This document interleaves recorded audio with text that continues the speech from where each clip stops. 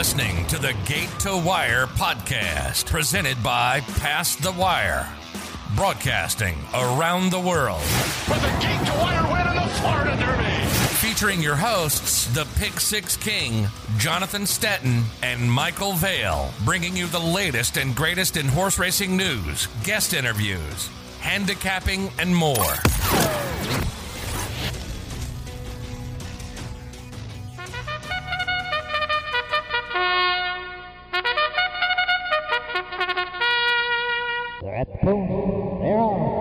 Here come the horses for today's race. Welcome to Kingdom Nutrition Company. Experience the power of our products to enhance your horse's performance and take home the gold. Please visit us at www.kingdomnutritioncompany.com or call us at 866-865-4080 and turn the power on. Hello, everybody, and welcome to Pass the Wire's podcast, Gate to Wire, with my co-host Michael Vale, myself, John Stetton. This is our Arc de Triomphe show. We're going to preview the Arc de Triomphe, talk a little bit about European racing, how we handicap it, talk about the horses in the Arc, which is always a great race, and I'll start by saying, in my opinion, it's one of the 3 or 4 most difficult races in the Sport of Kings to win. So, always an interesting race, always an exciting race, and I'm looking forward to this year. I look forward to it every year. How are you, Mr. Vale?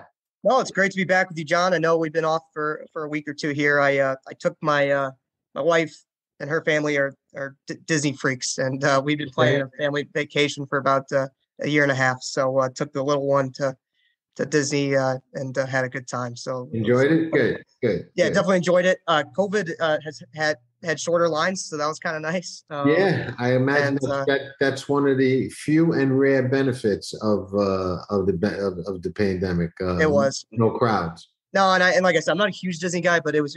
I got a 1-year-old and 1.5-year-old, and it was just Buzz and Woody were real to him for a day, so that was cool to see. Right. Cool.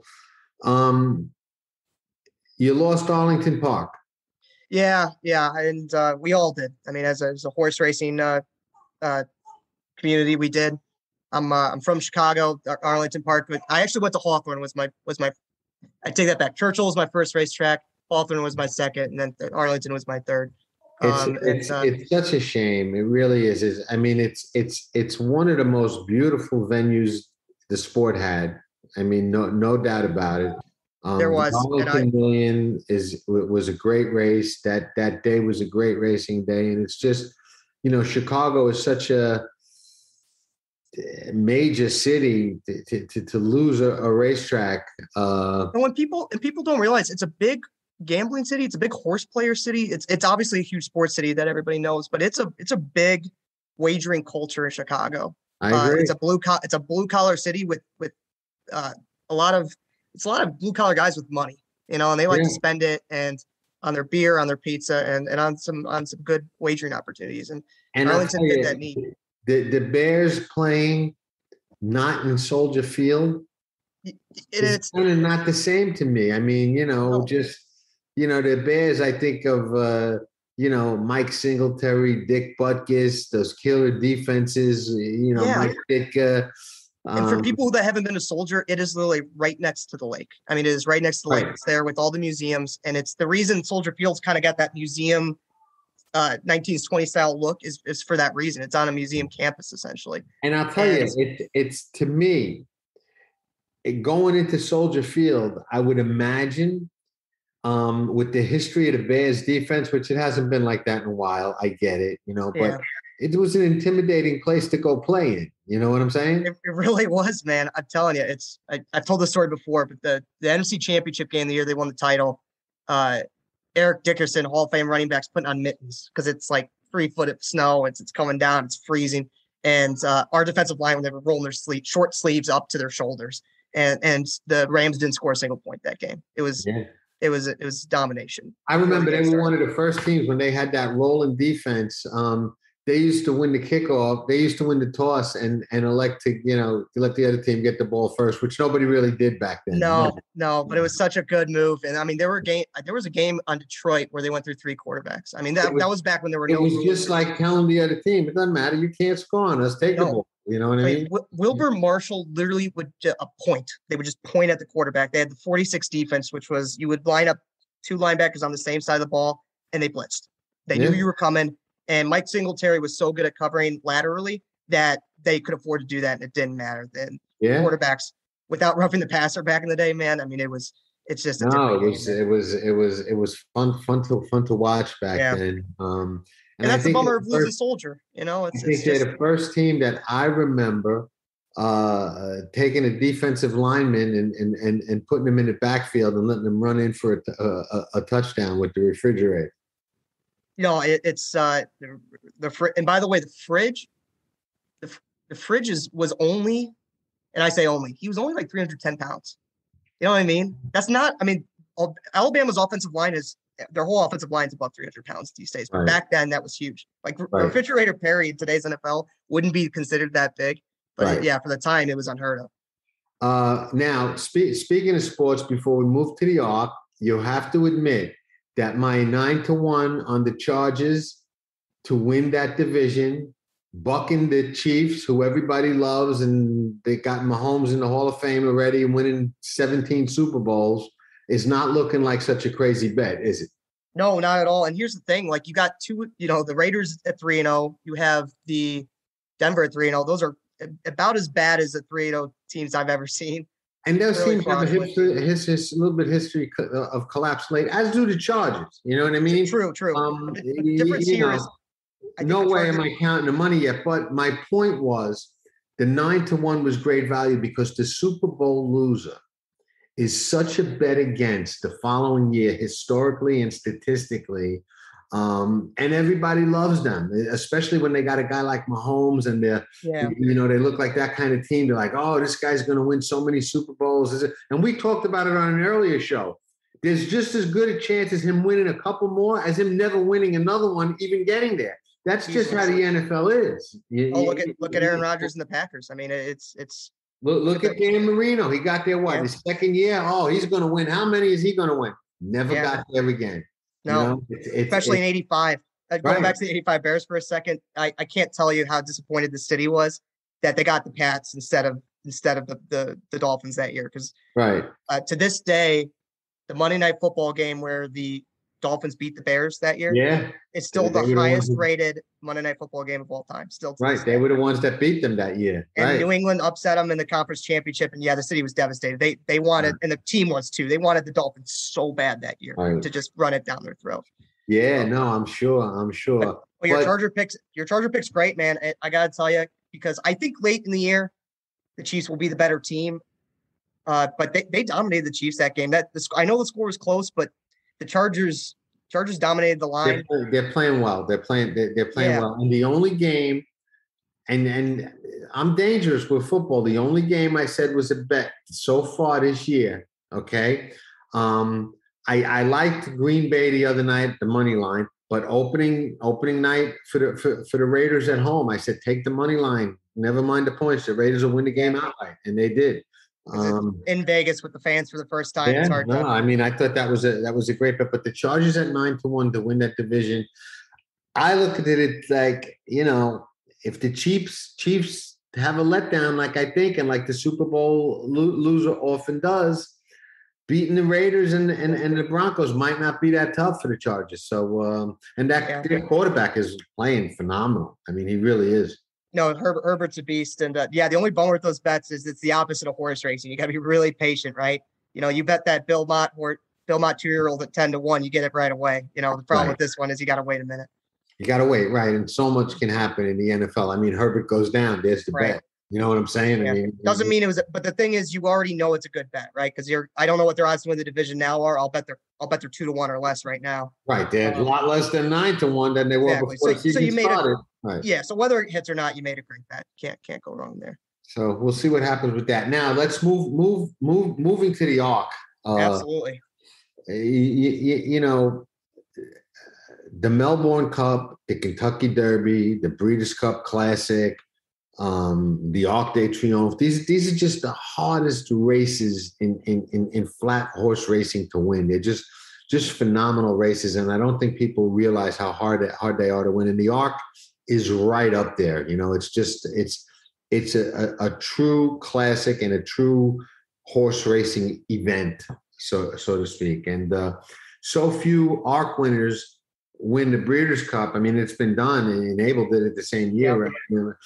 It's not impossible, but it's because the Arc is just such a tough race. It's tough to come back off that race in a couple of weeks and win a Breeders' Cup race. Yeah. Do you anticipate?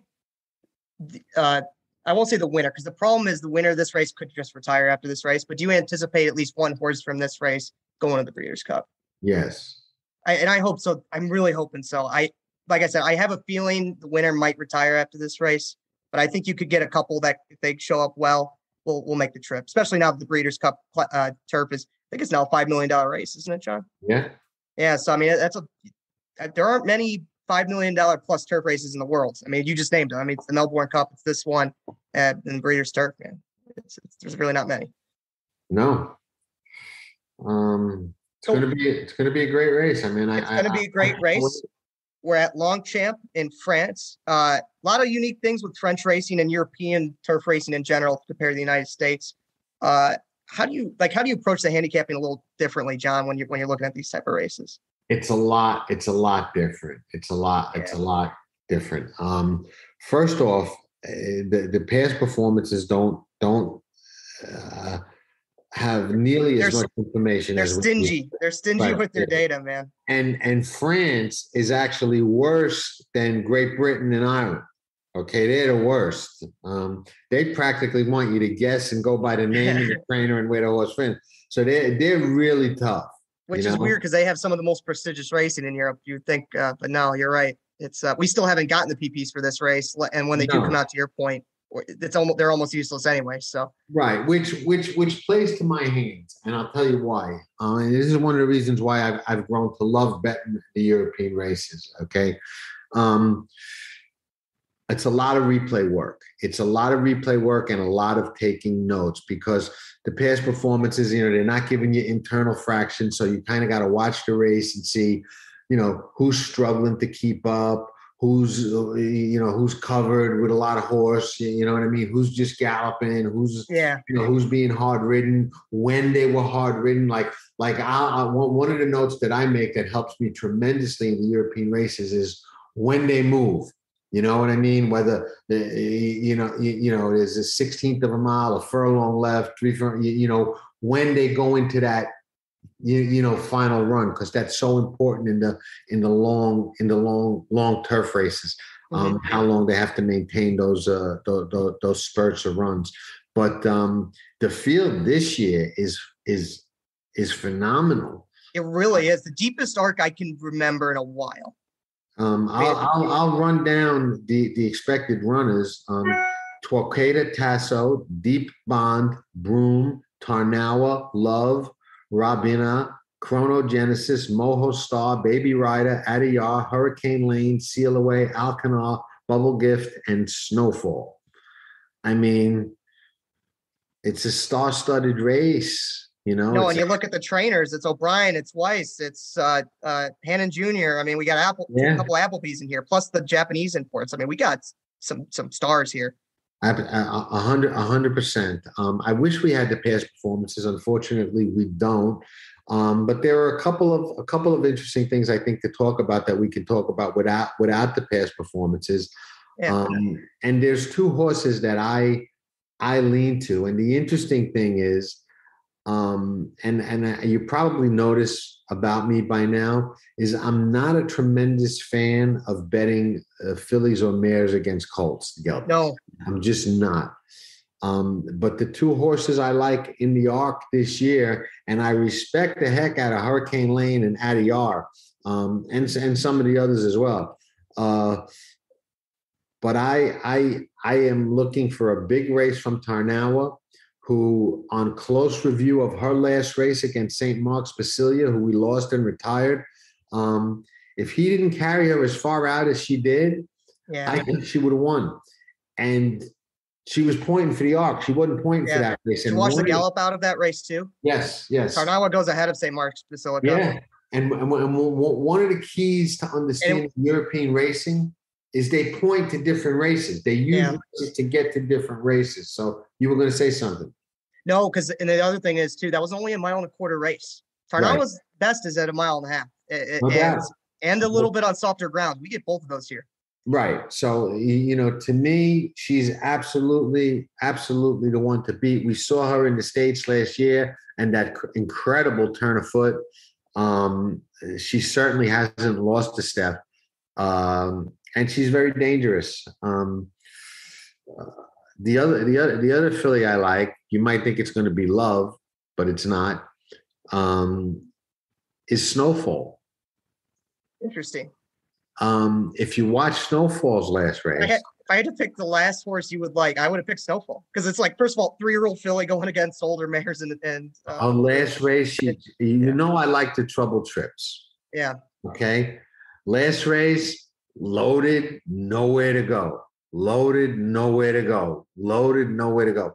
Got a really, really rough trip the last 3/16 of a mile last time out. And I love a horse coming off a trip like that. And we know that Aidan O'Brien is always dangerous with his other horses. Yep. Order of Australia. St. Nicholas Abbey, when his son won with that horse, wasn't. I mean, his other horse. He's probably the most dangerous. The guys, like the other Chad, the other. I was going to say the other Chad Brown, the other O'Brien. He's probably the most dangerous one of any of those guys with that. Agreed. So those were the two I was really looking at. Love, I thought, as good as she looked earlier in the year and how dominating it appeared she was going to be, doesn't appear it panned out that way. I know Frankie Dettori, who's on fire, is riding her,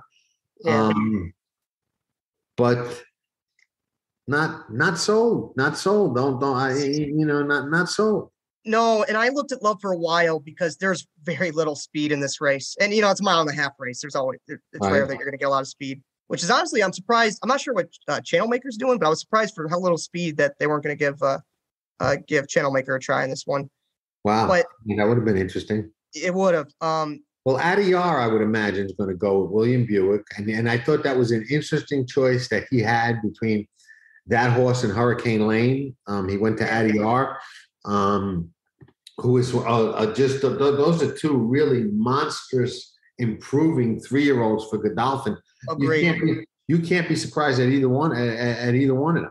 No, and I'll get to Adiyar in a second. But I wanted to pick Love because I'm like, I could just see this horse just stealing this on the lead, getting back to her form, or to Love's form.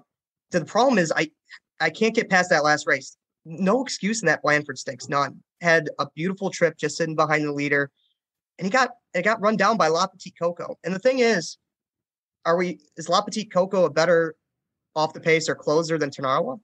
I don't think so, man. So if Love is going to get a perfect trip in this race, I don't see how Love doesn't get run down by either Adiyar or Tarnawa or a couple of these other ones that I'm interested in. So that's why I didn't like Love. I actually think there might be a different horse in the speed than Love as well. So I agree with you. I think you got to look elsewhere. Yeah. There's a lot of buzz about this Chronogenesis, the Japanese horse. He's going to have to prove it to me. Yeah, I don't believe it. So if Misriff was in this race, would you like him? I think that's the question with Chronogenesis. I would like Misriff, but that doesn't mean I have to like Chronogenesis. Well, the reason I ask is because I thought Chromo might have ran a better race than Misriff, even in the loss against Misriff. And I think Misriff might be the favorite in this race if he were there. The only reason I really like Chromogenesis to get second or third. I don't think I'm not sure he's good enough to win. But man, if you watch that last race, he gets hurted, and I mean hurted the entire stretch. And and Chromo Genesis still almost beats Misriff. And Misriff goes the outside. He had to go a little more ground, but got a much cleaner trip in Chromo Genesis. And Chromo was just getting nagged and literally left off a straight line. It's hard to get head-ons, so I don't know exactly how far Chromo Genesis had to come out in that stretch, but it was a decent amount. And if she, and I apologize, Chromo Genesis is a she, if she runs a straight line, she might have beaten Misriff in that race. It was Love's Only You that was absolutely just terrorizing her in that stretch. I think she has a much better chance than people are giving her credit for to win this race. The problem is she just runs up against two superstars, and I have a hard time seeing either Adiyar or Tarnawa not winning the race. So that's the only reason. I think second or third, I'm going to key her in for sure. Yeah, I can't argue. I mean, there's just so much, there's just so much to consider. There really is. I just think it's going to be a really phenomenal race. There are, I'm going to use those two fillies, and I think Snowfall is definitely a surprise horse in there. I think she's going to be running. They do anticipate rain, so we're going to probably have rain, and that definitely helps the other mare that I like, Tarnawa. So why are you not on Adiyar? Because that is likely going to be your favorite going into the gate. I think he peaked last time out. I think that was his peak race. Okay. I like I like to bet a horse that I think is going to go forward and that I think is going to peak, or run their best race again. And I think last time was his peak race. I think he really blossomed last time out, and I don't know that he can do that again and go forward again. I respect. He is pretty lightly raced, though. He is relatively. He is, but I just I thought he was so awesome last time. I just can't imagine going forward off that race where the two that I mentioned both look to me like they're going to go forward. Is that enough to jump up and win and beat a horse like Adiyar? If he runs back to the race, we'll find out on Sunday. I think it is, but that's kind of how I kind of approach these races, and most of the big Group 1 and Grade 1 races that I bet, I always try to look for somebody that I think is going to make a forward move. Yeah, and I think those two are for sure going to do it. No, and I'm with you. I mean, the only thing that kept me off Snowfall is I think this is now going to be her 6th race in 5 months. 6 months if you count October. I guess it'd be 6 in 6 months. I just don't see it. As a 3-year-old filly, I think she might be getting a little tired coming into the campaign. And by the way, it's possible. Just tired in comparison to like these superstars she's going against, right? I mean, I'm nitpicking here. And I just where you expect the peak, I expect her to be flat, or if not, a kind of her B+ race is what I'm expecting. Really? See, that's interesting. See now, if she would have had a better trip and run big last time, I would have thought that. But I thought she was ready last time, and I just like horses off those kind of trouble trips and not getting a clear run. Yeah. And I think she's almost has to have better luck.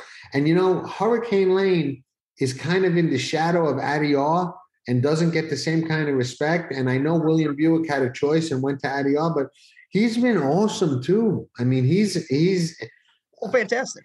I mean, he's been a monster. I mean, he's got 3 straight wins. Again, he's an off the pace horse. That's the other problem I have with Hurricane Lane. So again, there's Tarnawa's an off the pace horse. Adiyar's an off the pace horse. Chromo is definitely an off the pace horse. So if you like Hurricane Lane, you got to think that he's a better off the pace horse than those 3. And right. I just don't think so. And the horses he's beating, Adiyar just destroyed. I mean, that's Lone Eagle and Mojo Star. Very good horses, don't get me wrong. But Adiyar's already put him away easily.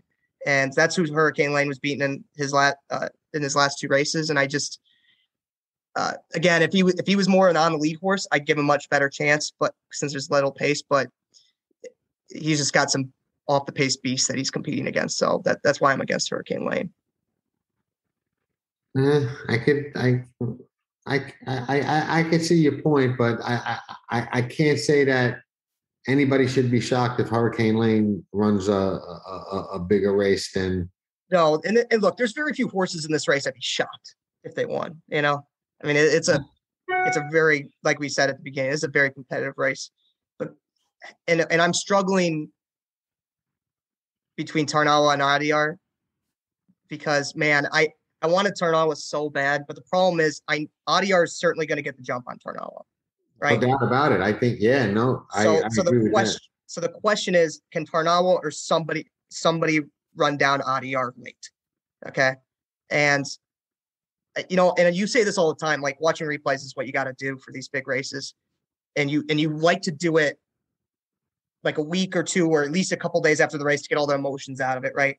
I had to do that with the Epsom Derby because I forgot a couple things. One, I knew like my reaction after that race was, he got lucky down the rail, just going through whatsoever. First of all, I forgot two things. One, I forgot how big Adyar is. Massive horse. I mean, massive horse. Okay. And I forgot how little room he had on that rail. And the other thing I forgot is the minute, and I mean the nanosecond he gets through, that stride just bursts from this horse. I mean, it was, talk about a horse that was loaded waiting for the seam. It was so cool to see. Like I was watching in slow motion today, and that horse gets so excited the minute he's free. He was like watching him go down. He knew he was going to win that race. And I forgot how impressive that Epsom Derby was. And then he talked about his last race. I mean, every bit of you was like, oh, Miss Riff's about to put Adyar away. And he dug in. Not only did he dug in, he actually like extended his lead a little bit from Miss Riff. And if Miss Riff was in this race, might be the favorite, And I kind of see a similar race to Tarnawa's last one, where Tarnawa was probably going to be the best horse. But is she going to be able to run down Adyar? I don't think so. I think it goes Adyar. I think Tarnawa is going to be in second. And then I think either the horse I think on the lead will stick, which I believe will be Deep Bond, or I think Chromogenesis will get third. So the way I'm going to play this is a trifecta. Oh, that's interesting. You like both of the Japanese horses to maybe get a piece. I really do, because I think Deep Bond's going to be your leader. He's a 4-year-old court, was clearly different. He's clearly been a much better horse since turning 4. And his first race out of Japan was outstanding. Led gate to wire. Broom was trying to run him down, wasn't able to do it. And I can't imagine Deep Bond doesn't improve second out in Europe, right?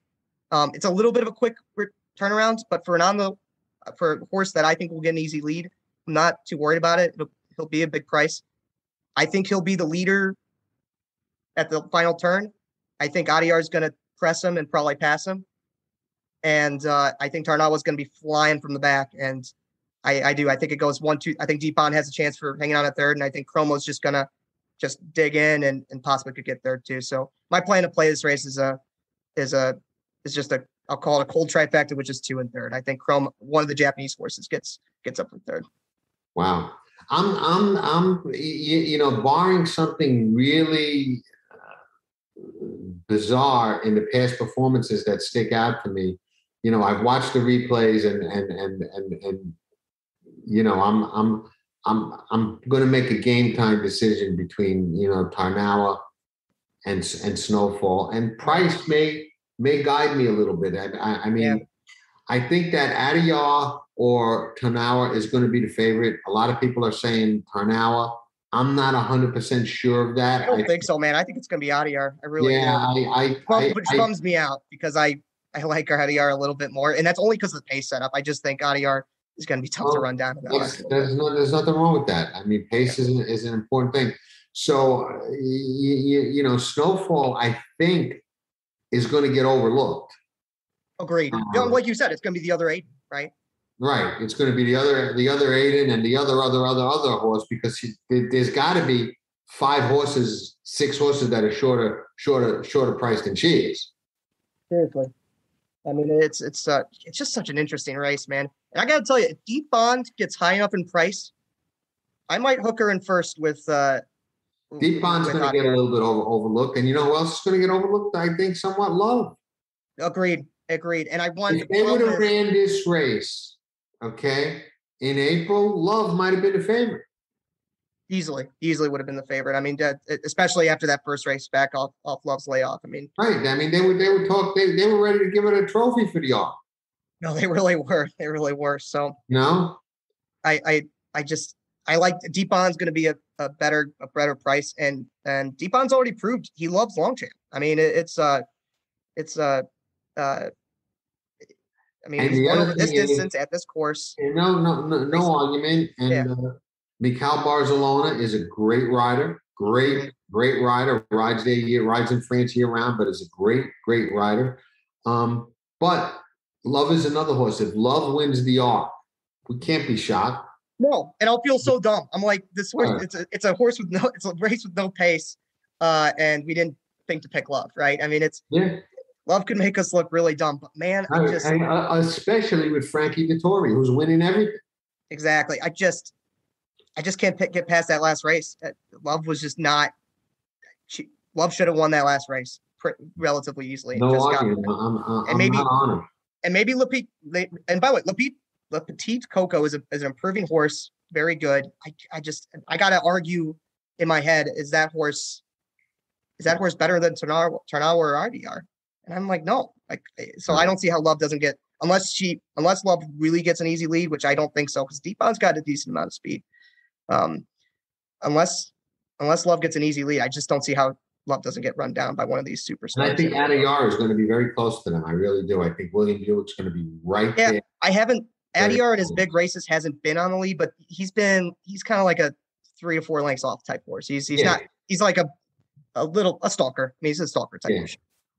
But I think a mile and a half on that softer ground at Longchamp, I think he's going to be right within, like you say, within stalking range, ready to pounce. Exactly. So, and I agree with you. He's going to get the jump on Tarnawa, no question about it. Exactly, and that's the thing is, like, I want to pick Tarnawa so bad. Tarnawa's she's one of my favorite horses. But man, I want to be with my sitting with my ticket with Adiyar in front and just say, hey, if you beat me, you're the beast. It's just one of those deals. So I really do. I think it's Adiyar, Tarnawa, and then one of these Japanese horses that I picked. I look stupid. I would love to see Tarnawa come back for the Breeders' Cup, but I don't think it's going to happen. No, I think, and that's what I was kind of alluding to before the show, which is if Tarnawa wins this race, I think this is her last race. I think they're going to retire her.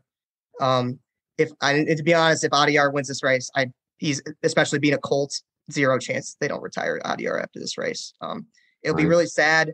I mean, St. Mark's Basilica was super sad.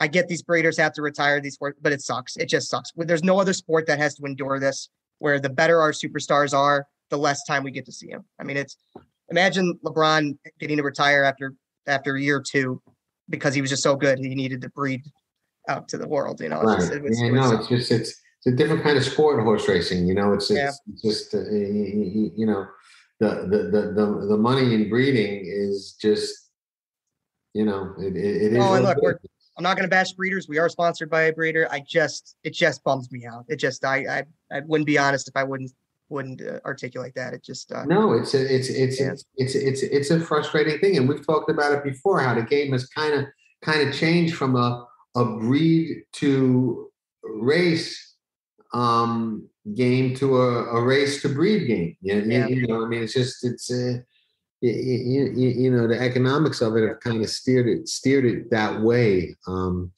It's unfortunate. I was laughing the other day because my wife's not into horse racing at all, but she's a good sport and she'll watch the Naira show with me on Saturdays, and all you see is these breeders commercials and stud commercials. And she asked me, she's like, what are those? And I had to explain it to her. And I'm like, and then the thought comes, I'm like, has anybody ever been convinced by a stud commercial to spend $100,000 on with their mare? You know what I mean? It's like I don't know if any breeder. Most people that are breeding to the stallions that are advertising on there kind of have their mind made up long before they see the advertising. That's kind of what I thought too. And you see so many of them, and it's like, man, I don't think that's how people are making their decisions. No, but I think it's more for name recognition and brand recognition, and just to get their names out there, and more of a celebrate of their success, because they'll always mention, what their yearlings are going for and things like that. So I think that ties in it too. But I agree with you. I don't think a lot of people saying, you know what? I think I'm going to breed to that horse because it was a really cool commercial. Listen, we get sponsored by Spendthrift. I just want them to spend their money wisely. All right, spend it on buying some good colts and things like that. You don't need to waste it on these commercials. Spendthrift, not because they're our sponsor, but their stallion lineup is powerful. It is, and I'm with you, dude. I can't wait for these Matoli babies. Cannot wait. They're going to be awesome. I love the Matoli. If I was going to breed a mare right now, okay, even if it was a distance mare, I would breed to Matoli, and I'll tell you why. I'm not of the opinion that he's just going to be a sprinter or miler type sire. I think his babies might get a distance of ground, and I've got some reasoning behind that. Yeah. I know we've shown it, and they've shown it with Into Mischief, right? I mean, everybody was saying that he's only going to breed sprinters, and he clearly hasn't. We've already seen a Derby winner and plenty of other distance winners. Right, and a Breeders' Cup Classic one. Absolutely. So same horse though. I didn't want to cheat. So right, what was the same horse? That's true. Yeah. All right, so I'm a toss up between Tarnawa and Snowfall. You're leaning towards. I'm leaning towards Adiar. And you're putting two big price Japanese horses in the trifecta. Yeah, I'll probably play the trifecta only because playing that Colt Exacta probably isn't going to be super valuable. Just because they're two favorites. But I might do a little bit on the Exacta as well. Do you think you're going to play the verticals, or are you looking for just kind of a big win bet? No, I'm going to definitely bet one horse to win and two or three Exactas. And whichever of those two I land on, the other one is definitely going to be one of the two or three Exactas that I bet. So agreed. No, and the thing is too, I think if Adiar is above 2-1, man, I might hammer it. I really might. If he's below that, I think he'll probably be below that. I'm guessing like 8-5, 9-5 is probably what it'll be. But if he floats up a little bit, because I agree with you, Tarnawa might end up being the favorite. I'm not quite sure yet. I'm not sure. No, I think a lot of people are tossing that up, and I don't. And especially because you and we're going to be playing in the U.S. pools too. That's the other thing, and the U.S. knows Tarnawa. Well, I think they kind of they're all over Godolphin and Appleby right now too. So I wouldn't be surprised. True, but it was like it was just like playing in the U.S. pools. Any race Enable was in. Enable was going to be the favorite no matter what in her races, but I think got a little extra money in those U.S. polls for how awesome her Breeders' Cup was, and I have a feeling Tarnawa might get the same treatment. She might. I honestly don't know. Really excited. Do you know what time it is? I actually don't. I forgot to look up what time it's going to be on Saturday. No, I don't. It's not Saturday. It's Sunday. Oh, sorry, Sunday. Well, apologies. So thank God. So at least we don't have to. We don't have it running into some of the great races on Saturday. Right. No, it's usually around like 11:30 in the morning our time. Yeah. So I'll have to. Around then. Apologies to the listeners. And I think it's on major network coverage. It's on I guess Fox Sports or whoever. Yeah, it's on major coverage. So you'll be able. That's the thing is I wish we could come because it's gonna be a great card in general. The long champ card is gonna be fantastic, and the undercard will be great as well. Problem is we just don't have the PP, so we can't analyze it yet. No, but they should be coming out. They should be coming out soon. Absolutely. All right. I guess that's a wrap. What do you think? It was a great show, John. Great being back with you. And thanks for everybody for listening. We love hearing the feedback and excited what a great time for racing. I mean, other than the trip, I almost enjoy this time more than the Triple Crown Trail. I really do. Kind of the late summer derbies. We didn't really talk about it, but there's big Breeders' Cup coming in. There's big cards Saturday and Sunday at Belmont. There's really nice cards Friday and Saturday at Santa Anita. And you get a little bit of everything. You get all these 2-year-olds that are coming up. You get these older horses banging it out against each other. You get every division is kind of coming to a head, and then you get Breeders' Cup right after that. I mean, it is. I almost like this time better than the Triple Crown time of year. I love it all. I do. I really do. I think you have to, man. If you're a racing fan, it's a disease or a drug or the greatest. I don't know what to describe it as. This is the life we've chosen. Yeah. Exactly. All right, we'll be back next week. There'll be a lot of stuff to talk about leading up into the Breeders' Cup. So a lot of homework to do, my friend. A lot of homework. Ciao for now, John. It's great talking with you. All right. Enjoy the ARC and the big races on Friday, Saturday, and Sunday from Belmont, Santa Anita, Little Churchill, everywhere.